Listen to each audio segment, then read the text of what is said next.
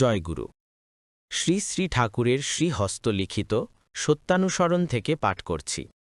আজকের বিষয় সাধনার কৌশল।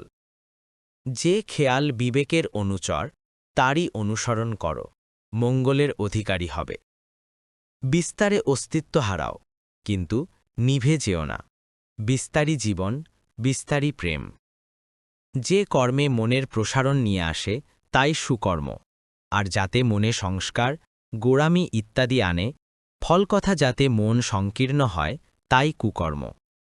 যে কর্ম মানুষের কাছে বলতে মুখে কালিমা পড়ে, তা করতে যেও না।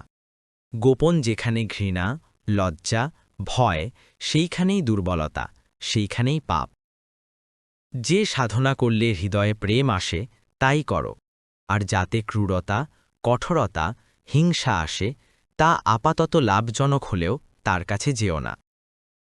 তুমি যদি এমন শক্তি লাভ করে থাকো, যাতে চন্দ্র সূর্য কক্ষচ্যুত করতে পারো, পৃথিবী ভেঙে টুকরো টুকরো করতে পারো, বা সব্বাইকে ঐশ্বর্যশালী করে দিতে পারো, আর যদি হৃদয়ে প্রেম না থাকে, তবে তোমার কিছুই হয়নি। একটা চাইতে গিয়ে 10টা চেয়ে বসো না। একেরই যাতে চরম হয়, তাই করো, সকলগুলিই পাবে। জীবনকে যেভাবে বলি দেবে, নিশ্চয়ই তেমনতর জীবন লাভ করবে। যে কেহ প্রেমের জন্য জীবন দান করে, সে প্রেমের জীবন লাভ করে। উদ্দেশ্যে অনুপ্রাণিত হও, আর প্রশান্ত চিত্তে সমস্ত সহ্য করো, তবেই তোমার উদ্দেশ্য সফল হবে। সাধনার কৌশল বিষয়ক আজকের সত্যানুসরণ পাঠ এখানেই শেষ হল। জয়গুরু।